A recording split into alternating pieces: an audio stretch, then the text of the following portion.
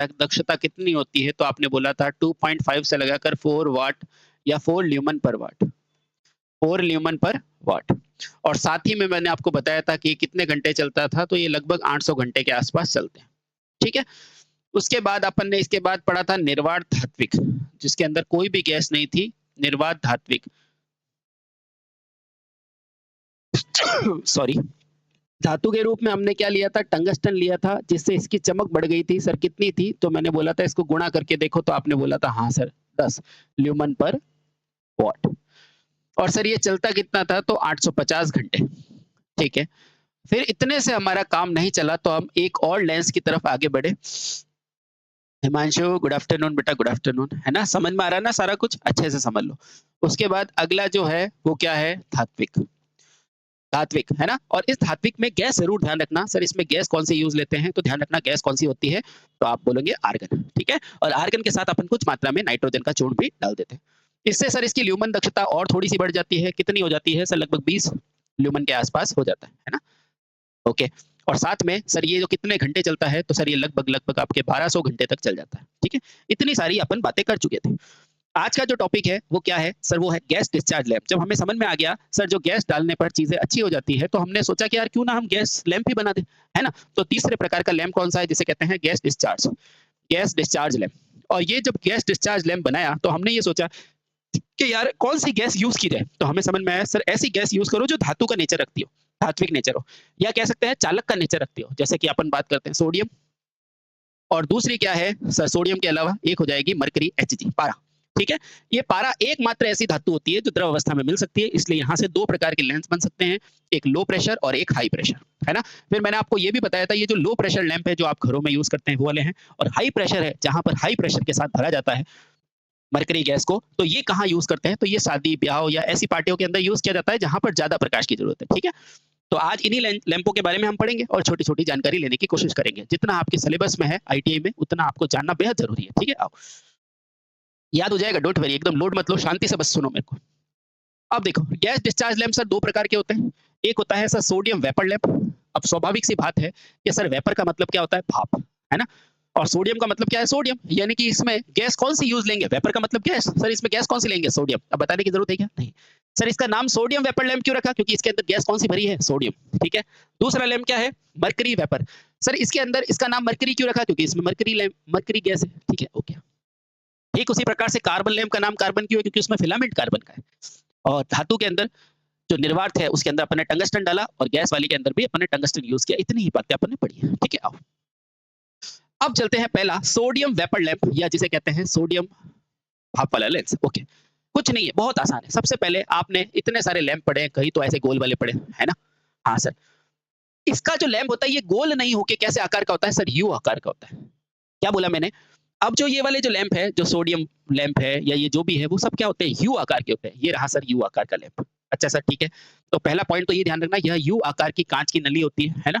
आप देख सकते हैं ट्यूबलाइट्स वगैरह भी। ठीक है। जिसके अंदर भी क्या होते हैं आप सभी को पता है, इलेक्ट्रोड कितने होंगे? दो ही होंगे।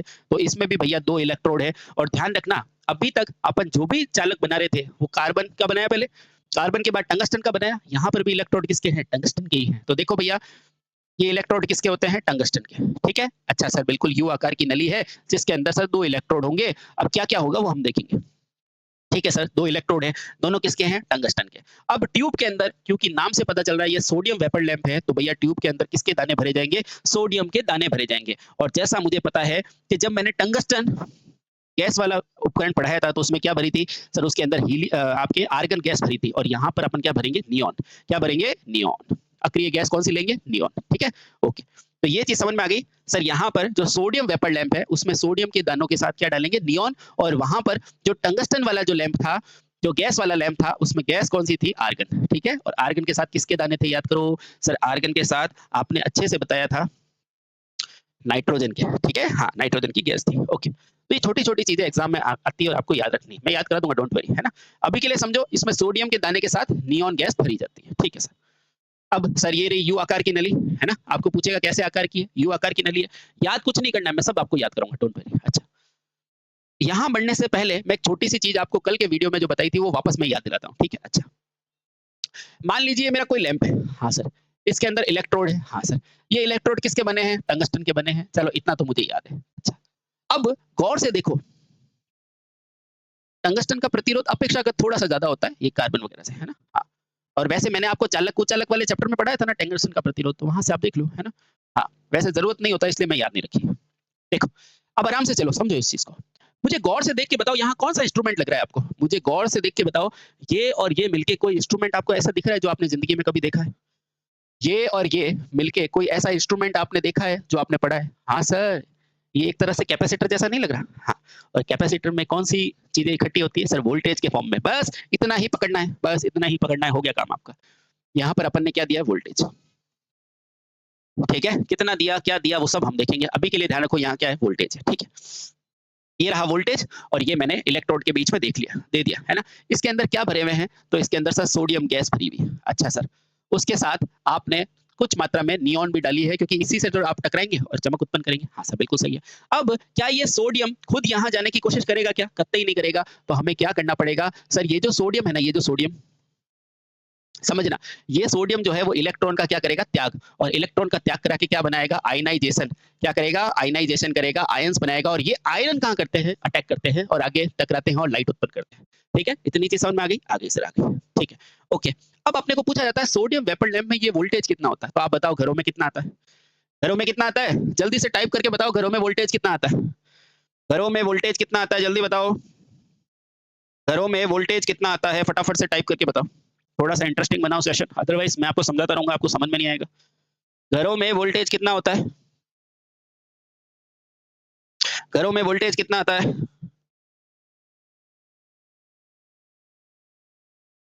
Very good, 230। तो बताओ क्या घरों के अंदर सोडियम वेपर लैंप लगाते हो क्या? नहीं। तो भैया ये हाई वोल्टेज के लिए होता है और इससे ज़्यादा वोल्टेज के लिए होता है, यानी कि घरों में ऐसे लैंप काम नहीं आते, ठीक है? तो ये कितना होगा? तो लगभग 300 वोल्ट से ज़्यादा होता है। कितना होता है अपन देखेंगे, ठीक है? आओ। अब एक-एक करके मैं आपको सारी चीज़ें समझाता हूँ, ठीक है? तो पहली बात तो समझ में आ गया सर, इस लैंप को घरों में चलाने का कोई मतलब ही नहीं है, तो घरों की वोल्टता को लेना नहीं है। तो आपको मैंने इसलिए बताया ताकि आपको ज़िंदगी में याद रहे कि सोडियम वेपर लैंप आए और ऑप्शन में अगर 230 हो तो मत लगाना। इसकी वोल्टता रेंज कितनी है? सर आपके 3 फेज सप्लाई वाली वोल्टता रेंज है कितनी? 380 से 450 वोल्ट। ठीक है? इसका मतलब ये नहीं है कि ये इस वोल्टेज में चलता है, लेकिन ये है कि भैया इस रेंज में इसको ज़्यादा वोल्टेज की ज़रूरत होती है। ठीक है? हाँ, 1 मिनट मैं पानी पी लूँ।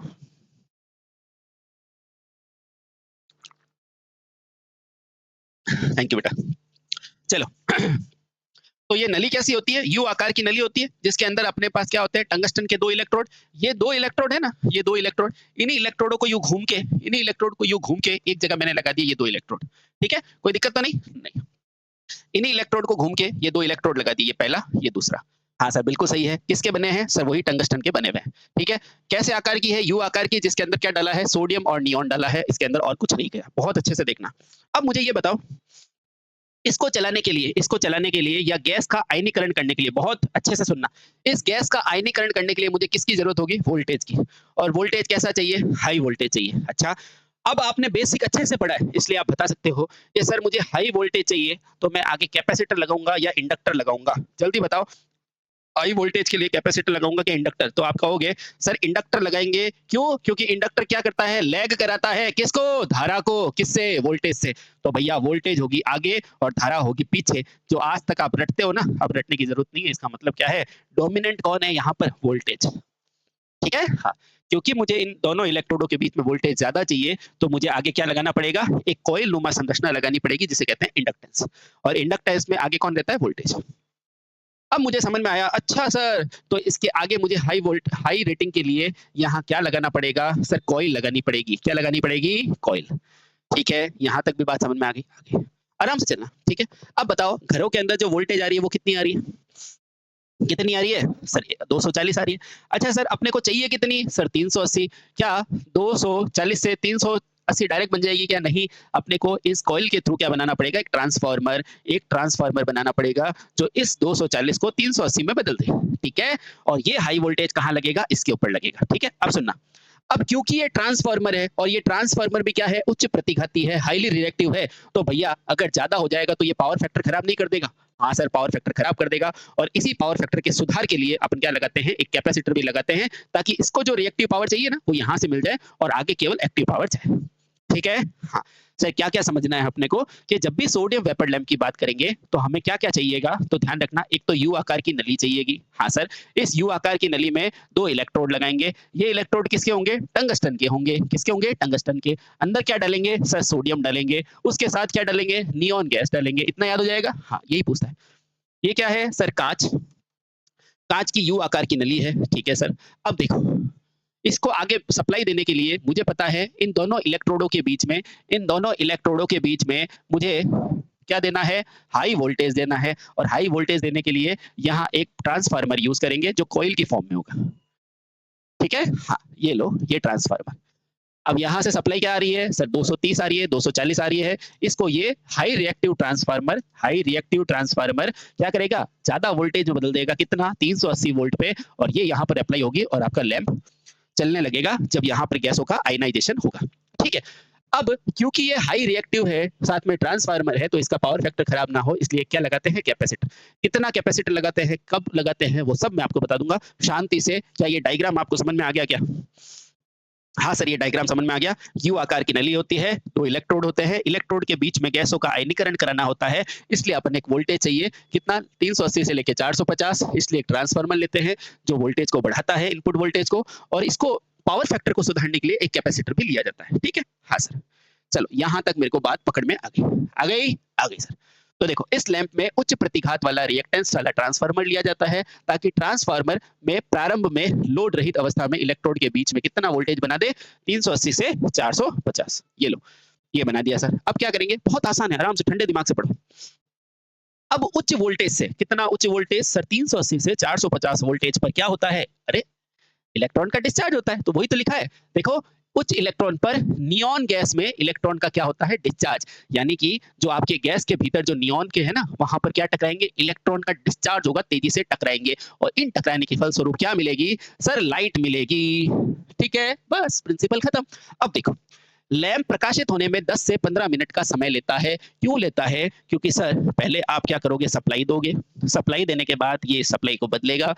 बदलने के बाद ये गैसों का डिस्चार्ज करेगा। गैसें धीरे-धीरे डिस्चार्ज होगी, और जब ये पूरी तरह से गैस डिस्चार्ज हो चुकी होगी, तब जाके ये अपने को एक रोशनी देगा, जिसके अंदर पूरा समय कितना लगता है? 10 से 15 मिनट। ठीक है? हाँ सर, यहाँ तक हमें बात पकड़ में आ गई। ठीक है? तो लैंप प्रकाशित होने में समय पूछता है, 15 मीटर नहीं, 15 मिनट। मिनट, ठीक है, 15 मिनट का समय लगता है। ठीक है? पूछेगा, सोडियम वेपर जब पूरी तरह से प्रकाशित हो जाएगा तो उसका कलर कैसा होता है? तो ध्यान रखना, जब वो पूरी तरह से प्रकाशित हो जाता है तो कलर क्या होता है? येलो कलर का होता है। कैसे कलर का होता है? येलो कलर का होता है। ठीक है? सोडियम का। अब देखो, पूछेगा जब वो शुरुआत में, जब उसमें थोड़ी मात्रा में आयनाइजेशन हुआ होता है, तब उसका कलर कैसा होता है? तो ध्यान रखना, शुरुआती रंग क्या होता है? हल्का गुलाबी या हल्का लाल। या तो हल्का पिंकिश कलर होगा, पिंक गुलाबी, या हल्का लाल कलर होगा। ठीक है? ये दोनों क्वेश्चन पूछे जाते हैं। ठीक है? अब सर इस लैंप की वोल्टेज कितनी होगी? तो आपको पता है सर, ये घरों में तो यूज़ होने से है ना, ये बाहर फंक्शंस वगैरह में यूज़ होगा। तो बताओ, घरों के अंदर होता तो अपन 10, 12, 15 वोल्ट का लगा देते, वाट का लगा देते। क्या बाहर लगेगा ये? तो बाहर इसकी वाट क्षमता कितनी होती है? 40 होती है, 60 होती है, 85 होती है, 140 वाट के लैंप बनते हैं। ठीक है? Okay sir. ज़्यादातर अपन अच्छे वाट वाला यूज़ करते हैं, 140 से तक के वाट क्षमता की हम सोडियम वेपर लैंप यूज़ करते हैं। ठीक है? ओके। अब आप सभी को पता है 20 ल्यूमेन तक तो मेरे को टंगस्टन वाला ही दे रहा था। 20 ल्यूमेन पर वाट तो मुझे कौन दे रहा था? टंगस्टन का।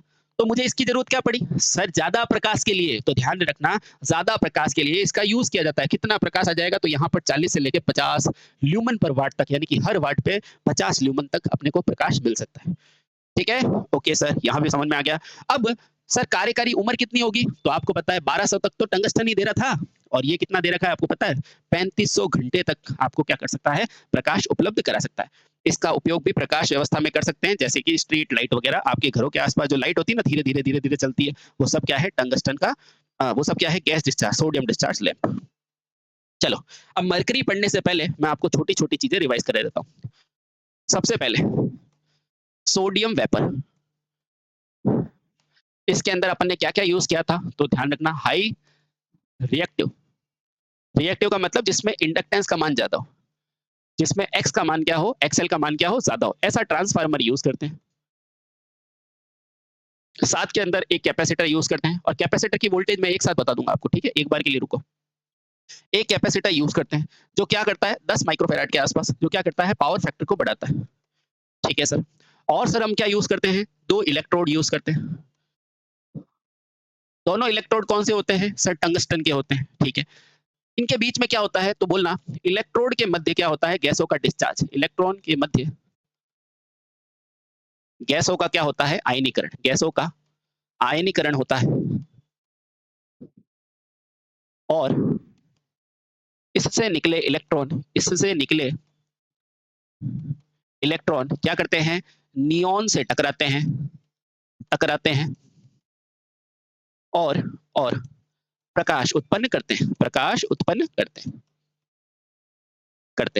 यहां तक बात हमें अच्छे से क्लियर हो चुकी है। ध्यान रखना। Good afternoon.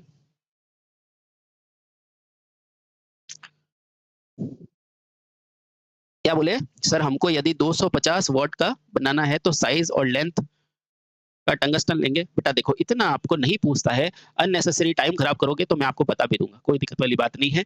जैसे ही चैप्टर खत्म हो जाएगा मैं आपको 5 पेपर की एक डायरी दूंगा इतनी बड़ी, उसके अंदर आप सबके एक एक पढ़ लेना कितने मीटर है क्या मीटर है। लेकिन वहां से आपके क्वेश्चन देखो, क्वेश्चन में आपको क्या एग्जाम सॉल्व करने, एग्जाम पास करना है या पीएचडी करनी, मुझे बताओ।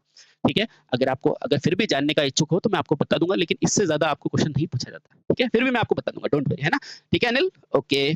ठीक है, मैं आपको पूरा का पूरा वो समरी दे दूंगा, समरी चार्ट, वहां से आप पढ़ सकते हैं। ठीक है, क्लियर क्लियर। चलो जरूरत होता है तो मैं बता देता है, 10 सालों से पढ़ा है यार, है ना। आओ समझो। और फिर भी कोई बात नहीं, आपकी क्वेरी को मैं अच्छे से बता दूंगा और पूरा चार्ट से मैं आपको डिटेल दे दूंगा। ठीक है, हाँ, क्योंकि एक एक का लेंथ डायामीटर वो सब क्या होता है।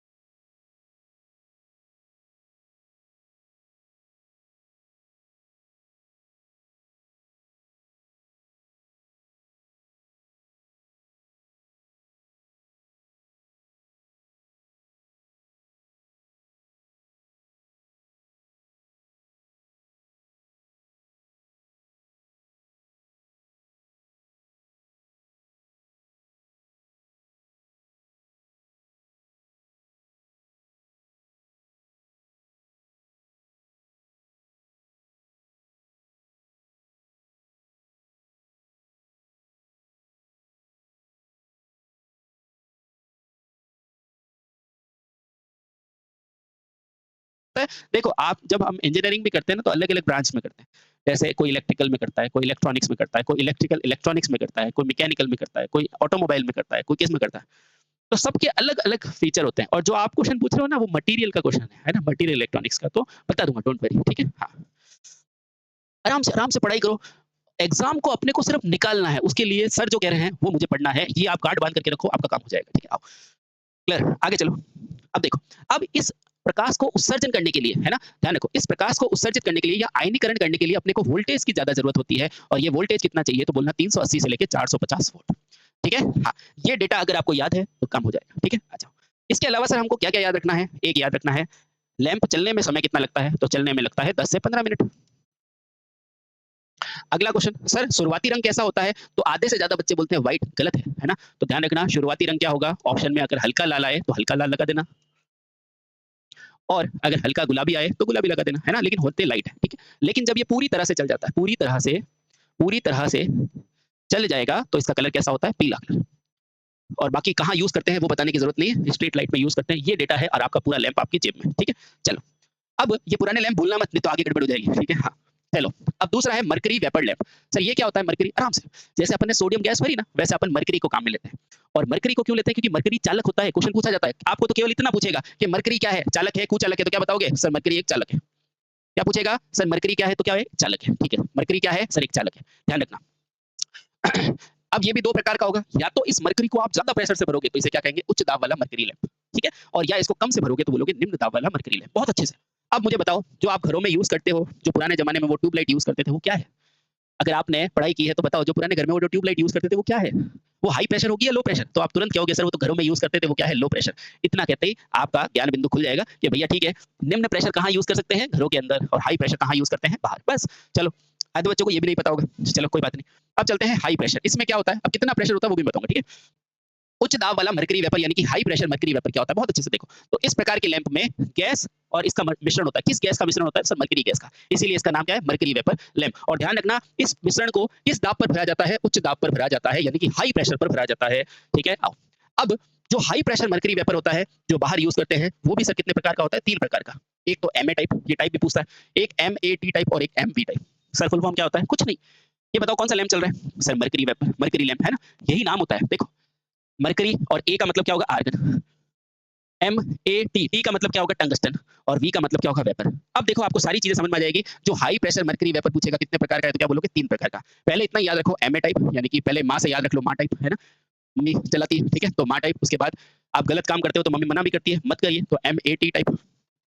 और फिर आप कहते हो मम्मी को, मम्मी मैं भी ये बात मान लूंगा, तो मैं भी, ठीक है? हाँ, तो ये 3 प्रकार के होते हैं।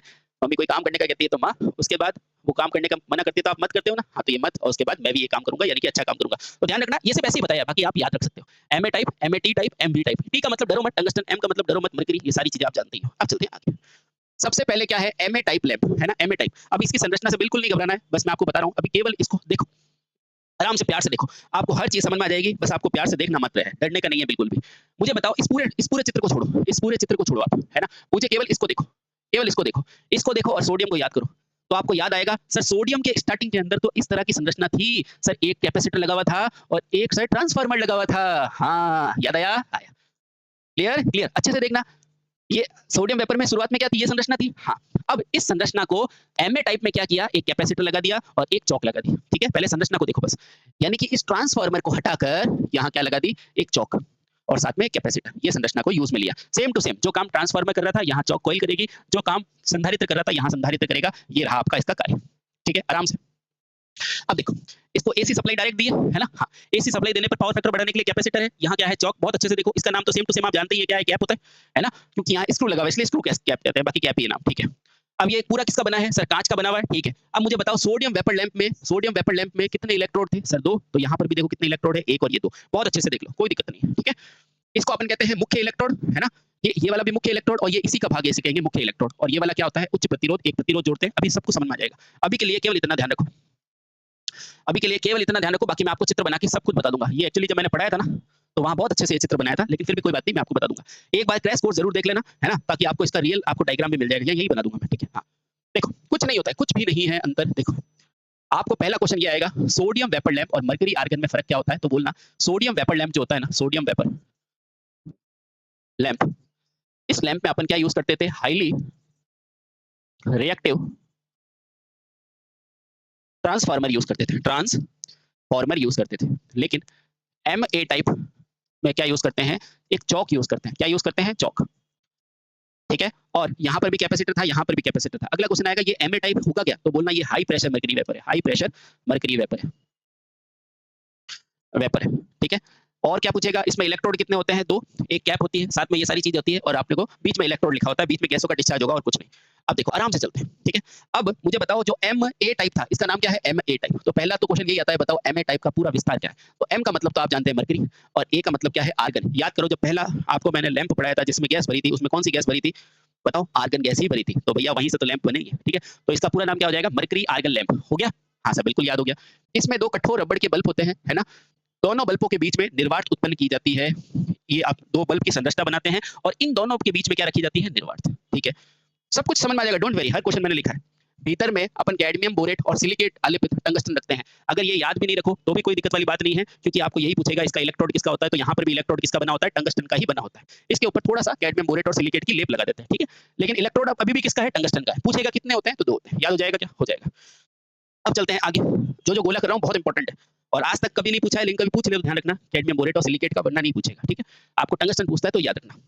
अब यहाँ कैपेसिटर का मान जरूर पूछता है, तो देखो, अगर ये मान 250 वोल्ट तक है, तो भैया 20 माइक्रोफैराड का कैपेसिटर लगाते हैं, अदरवाइज 33 माइक्रोफैराड का कैपेसिटर लगाते हैं। तो बस कैपेसिटर के लिए बॉक्स बना दो कि अगर ये मरकरी वेपर एमए टाइप 250 वाट तक का है, या दुनिया का कोई भी लैंप अगर 250 वाट तक का है, तो कितने माइक्रोफैराड का कैपेसिटर लगाओगे? 20 माइक्रोफैराड का। और अगर 250 से ज्यादा का है, या कह सकते हैं 400 का है, तो भैया कितने का? 33 माइक्रोफैराड का, है ना? यहाँ तक लिख दो। अब मैं आपसे एक क्वेश्चन पूछ रहा हूँ, एक क्वेश्चन पूछ रहा हूँ, क्योंकि आगे जाने से पहले अगर पीछे की चीजें याद नहीं हो तो फिर कोई मतलब नहीं। अब मुझे गौर करके बताओ ये कैपेसिटर का वैल्यू क्या है? इस कैपेसिटर का वैल्यू मुझे बता देगा, मैं समझ जाऊँगा उसकी तैयारी बहुत अच्छी है। इस कैपेसिटर का वैल्यू बता दो तो मैं समझ जाऊँगा आपकी तैयारी बहुत अच्छी है। जल्दी बता दो। इस कैपेसिटर की वैल्यू बता दोगे तो मैं समझ जाऊँगा आपकी तैयारी बहुत बहुत बढ़िया है और आप चीज़ों को समझ पा रहे हो। जल्दी बताओ। इस कैपेसिटर की वैल्यू बता दो तो मैं समझ जाऊँगा आपकी तैयारी बहुत अच्छी है। या आप अच्छे से चीज़ों को समझ पा रहे हो। जल्दी बताओ। जल्दी बताओ। शाबाश! सिर्फ एक बच्चे ने जवाब दिया है 33 माइक्रोफैराड, बहुत अच्छा। क्योंकि भैया वोल्टेज कितना चाहिए? 450 तक। तो सेफ्टी कंसर्न से हम 33 माइक्रोफैराड तक, क्योंकि अभी पढ़ के आए हो कि सर अगर कोई भी लैंप है, अगर 250 वाट तक का है, तो कितने? तो 20 माइक्रोफैराड का लगाएँगे। अगर 450 तक का है, तो भैया हम 33 माइक्रोफैराड तक का कैपेसिटर यूज़ करेंगे। ठीक है? तो ये डेटा याद रखना बेटा, बहुत इंपॉर्टेंट है। क्वेश्चन आया तो बस आप करोगे और कोई नहीं। अगला क्वेश्चन। तो यहाँ तक हमने क्या समझा है कि भैया हाई प्रेशर होते हैं 3 प्रकार के, एमए टाइप, एमएटी टाइप और एमबी टाइप, है ना? एमए के अंदर क्या पूछेगा? एमए की फुल फॉर्म बताओ तो क्या बोलोगे? Mercury argon type. अच्छा, इसके अंदर 2 टंगस्टन के फिलामेंट्स होते हैं, वो आपको याद। अगर ये लैंप जो है, वो अगर 250 का लैंप है तो 20 माइक्रोफैराड, और अगर 400 का है तो भैया 33 माइक्रोफैराड। अब देखो आराम से, इसको चलने में 3 से 5 मिनट का समय लगता है। अब इसको क्वेश्चन पूछो मुझसे कि सर इसको चलने में 3 से 5 मिनट का समय क्यों लगता है? और वहीं आपने जब सोडियम को बताया था, तो बताया था 10 से 15 मिनट। इतना जाती क्यों? तो इसकी जाती ये है, इधर देखो। भैया सोडियम वेपर लगाया था ना, तो बीच में क्या था? ट्रांसफार्मर, जो बहुत ज़्यादा लैगिंग कर रहा था। इसके कारण अपने को जलने में ज़्यादा समय लगा था। और भैया यहाँ पर तो केवल क्या है? यहाँ पर केवल और केवल एक कॉइल लगी हुई है, इसलिए इसको जलने में मात्र 3 से 5 मिनट का समय लगता है। ये बच्चों को कन्फ्यूज़न होता है, और अब आपको कभी भी कन्फ्यूज़न नहीं होगा। ठीक है सर? इसको जलने में 3 से 5 मिनट का समय लगता है, और ये कितने वाट के होते हैं? तो 250 और 400 वाट के बनते हैं। खत्म। अब इसकी दक्षता आप ध्यान रखो, उधर ट्रांसफार्मर था तो इसकी ल्यूमेन क्या थी? ज़्यादा, क्योंकि वहाँ पे बड़ा डिवाइस था ट्रांसफार्मर, इसलिए वो 50 ल्यूमेन तक चलता था। यहाँ पर हाईएस्ट क्या है? 40 ल्यूमेन तक प्रकाश देता है। ठीक है? इसके प्रकाश में कोई घूर्णी या कोई भी घूर्णित वस्तु उल्टी घूमती हुई प्रतीत होती है। एक इफेक्ट बताता हूँ जिसका नाम होता है स्ट्रोबोस्कोपिक इफेक्ट। क्या होता है? Stroboscopic effect. कभी-कभी आप मार्केट में गए हो तो आपको पता चलता है कि कोई मेला लगा हुआ है ना? और मेले में इस तरह से यूँ लाइट चलती रहती है, और अपने को ऐसा लगता है कि भैया कोई वस्तु घूम रही है ना? लेकिन वो घूमती नहीं है, दरअसल वो प्रतीत होती है। तो इस इफेक्ट को क्या बोलते हैं? Stroboscopic effect. क्या बोलोगे? स्ट्रोबोस्कोपिक इफेक्ट या दृष्टि भ्रम, है ना? यदि प्रकाश में कोई भी घूर्णित वस्तु घूमती हुई प्रतीत होती है, जिससे दृष्टि भ्रम होकर दुर्घटना हो सकती है, इस इफेक्ट को क्या बोलते हैं? Stroboscopic effect. तो पूछा जाएगा स्ट्रोबोस्कोपिक इफेक्ट किसमें पाया जाता है? तो हाई प्रेशर के एमए टाइप में स्ट्रोबोस्कोपिक इफेक्ट पाया जाता है। ठीक है? चलो, अब इसमें से क्या-क्या डेटा याद रखने हैं सर हमको? तो एक बॉक्स बनाओ और ये मत भूलना। सबसे पहले एमए टाइप। एमए टाइप क्या होता है? तो बोलना ये होता है sir high pressure mercury vapour. Sir MA type बनता कितने में है? तो बोलना ये 250 वोल्ट का भी बनता है और 450 वाट का भी बनता है। 450 वाट का भी बनता है ना? वाट मतलब शक्ति।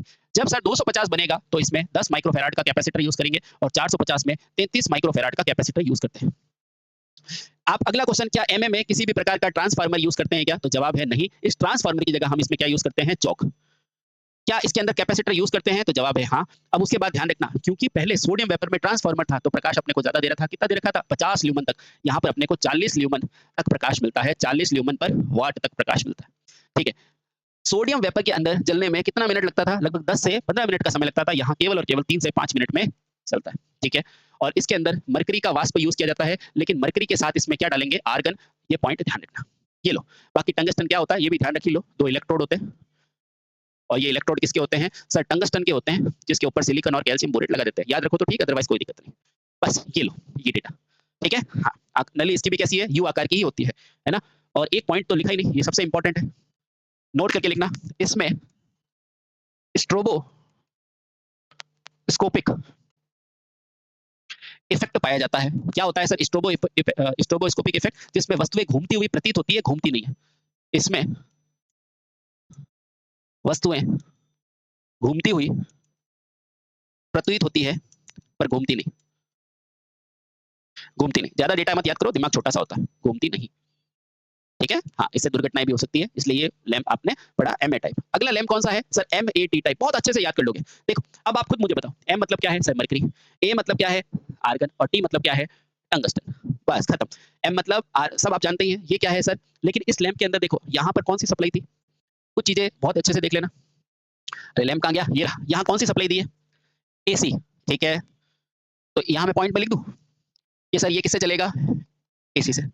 अच्छा, तो अपने को ऐसा लैंप चाहिए जो एसी और डीसी दोनों से चले। तो भैया ये देखो, यहाँ पर एसी और डीसी दोनों से ऑपरेट हो सकता है, पहली बात।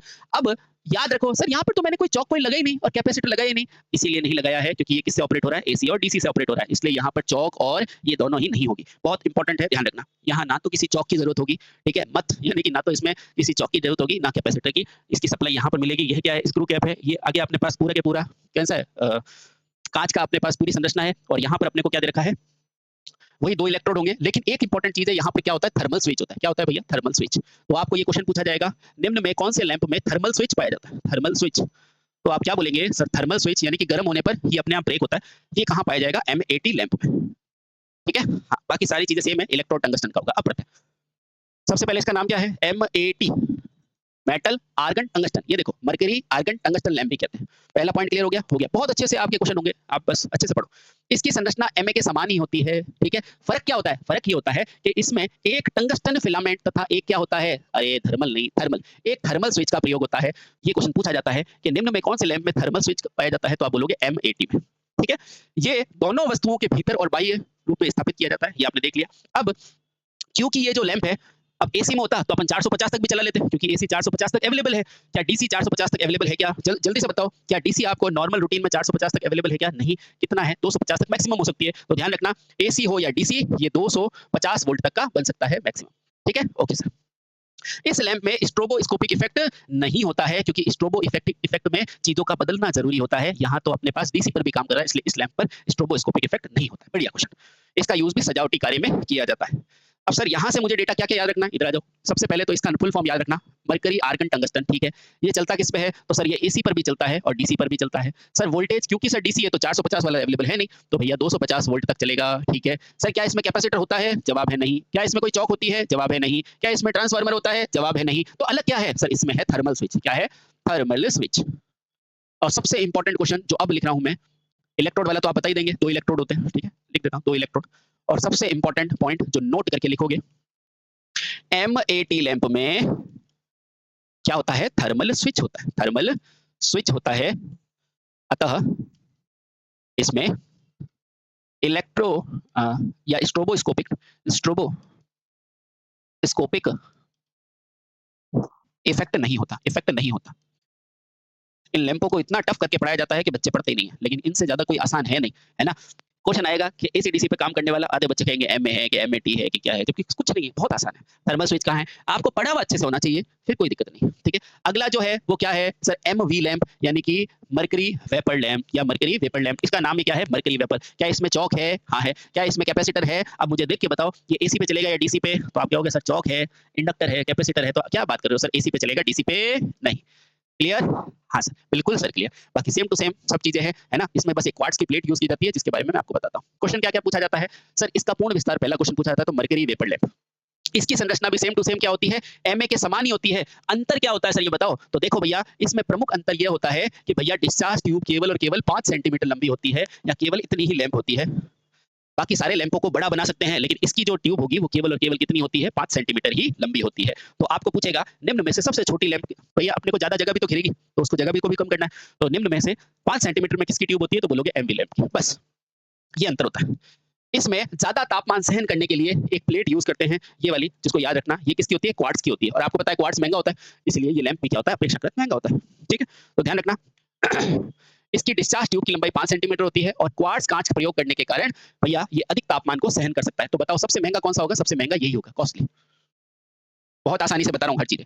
अब बताओ सर, ये हाई प्रेशर है कि लो प्रेशर है, तो आपको पता है सर, ये जो एमए हो चाहे एमएटी हो, ये सब क्या है, हाई प्रेशर। और ये कितना होता है हाई प्रेशर, तो बोलना 5 से लेकर 10 वायुमंडलीय दाब, एटमॉस्फेरिक प्रेशर तक इसका दाब रहता है, ठीक है। हाँ, अब क्योंकि इसकी लंबाई, प्लेट की लंबाई छोटी है, लैंप भी छोटा है, इसलिए कम वोल्टेज तक हो सकता है। हाँ, तापमान ज्यादा सहन कर सकता है, लेकिन इसकी वाटेज क्षमता कमी होती है, 125 वाट तक इसको बना सकते हैं। सबसे पहले अपन ने क्या पढ़ा था, MA type, mercury argon type, जो 450 वोल्ट तक का बनता था। दूसरा पढ़ा था अपन ने, जिसमें पढ़ा था अपन ने M80 टाइप, जो केवल डीसी पर चलता था। उसके अंदर अपन ने क्या पढ़ा था कि भैया वो 250 वोल्ट तक पर पड़ता, यानी कम हो रहा है ना। अब एमवी टाइप जो है वो 125 वोल्ट तक का बनाया जा सकता है। और आपको पता है 250 तक में कैपेसिटर कितने का यूज करते हैं, तो बोलो 250 में सर कैपेसिटर यूज करते थे 20 माइक्रोफेराड का, यहाँ कितना है 125, तो बताओ कैपेसिटर कितना यूज करेंगे, 10 माइक्रोफेराड, यानी कम।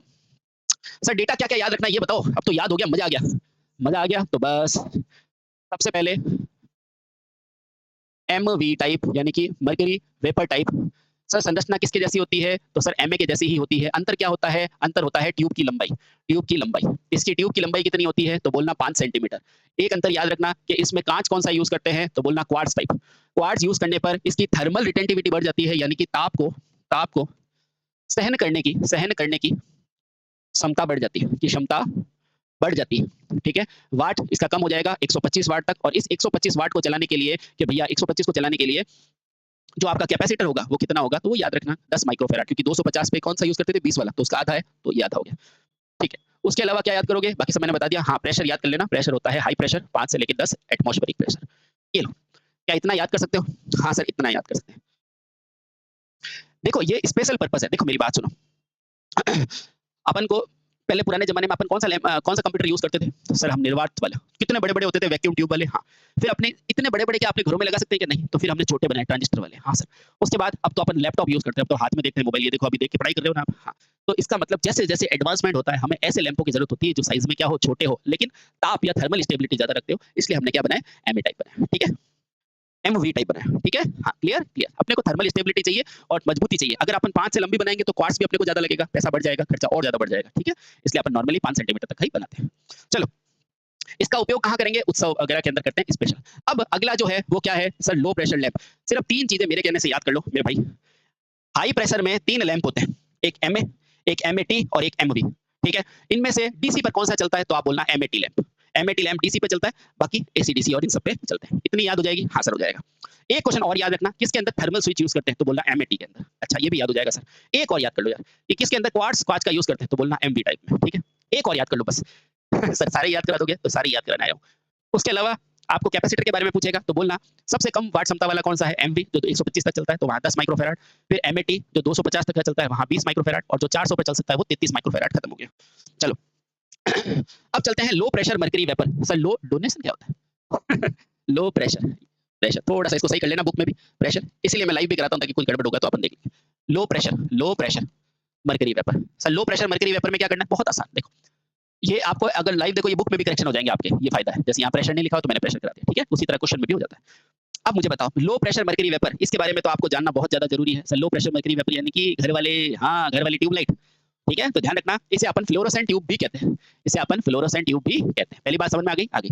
चलो, अब ये कैमरा घूमता नहीं है वरना बताता, देखो ट्यूबलाइट भी जगमग कर रही है कि मेरे बारे में बात हो रही है। चलो, यह काँच से निर्मित एक फ्लोरोसेंट ट्यूब होती है जिसके अंदर क्या भरी जाएगी? लो प्रेशर पे मर्करी लैंप भरी जाएगी। पहली बात समझ में आ गई? आ गई। बाकी सब में हाई प्रेशर पे था, यहाँ लो प्रेशर के अंदर मर्करी वेपर भरी जाएगी। अब बताओ ऑप्शन में अगर लिखा हुआ होगा, ऑप्शन में अगर ये लिखा हुआ होगा कि क्या निम्न में से इस पे किस दाब पर मर्करी वेपर भरी जाएगी? Option number A 5 atmospheric pressure पर, option number B 10 atmospheric pressure पर, option number C 15 atmospheric pressure पर, ऑप्शन नंबर डी नन। तो आप नहीं लगा सकते? लगा सकते हैं सर, लो प्रेशर, ये दोनों तो हाई प्रेशर है सर, तो हटा दो। अब सर ये दोनों ही हाई है तो ये भी हाई है, आंसर क्या हो जाएगा? ये, यानी कि 1.1 आधा 1.2 इस प्रेशर पर भरी जाती है। या नहीं बता सकते? बता सकते हैं। अब आओ, इसलिए सारे डेटा याद करने की जरूरत नहीं है, बस अंतर याद करना बहुत जरूरी है। कांच से निर्मित फ्लोरोसेंट में लो प्रेशर मर्करी वेपर होती है। अब बताओ, जब लो प्रेशर है तो इसका प्रेशर भी कम है, तो बताओ खपत भी क्या होगी? कम होगी। प्रकाश भी कैसा देगा? कम ही देगा। और आपके घरों में नहीं मिलती 20 वाट 40 वाट की, है ना? कभी 40 वाट से ज्यादा बनाते हो क्या? नहीं बनाते। तो वही ध्यान रखना, जो लो प्रेशर होती है वो 40 वाट तक का बनती है, ठीक है? अब ध्यान रखो, इसकी शक्ति भी क्या होती है? निम्न होती है, और सब कुछ निम्न ही होता है, और 40 वाट तक का बनती है, ठीक है? अब इस लैंप के प्रमुख अवयव क्या होते हैं उनके बारे में पढ़ते हैं। देखो, आप सबने वो स्टार्टर देखा होगा? हाँ सर देखा है। स्टार्टर देखा है? हाँ सर देखा है। उसके पास में कैपेसिटर देखा है? हाँ सर देखा है। क्या करता है कैपेसिटर? पावर फैक्टर बढ़ाता है। और चीजें क्या याद रखनी है? देखो याद करो, अपन ने एक लैंप पढ़ा है ना? जिसके अंदर आर्गन गैस यूज की थी। हाँ सर याद आया। कौन सा लैंप था वो? मरकरी आर्गन, ठीक है? उसमें आर्गन लैंप थी, वेरी गुड।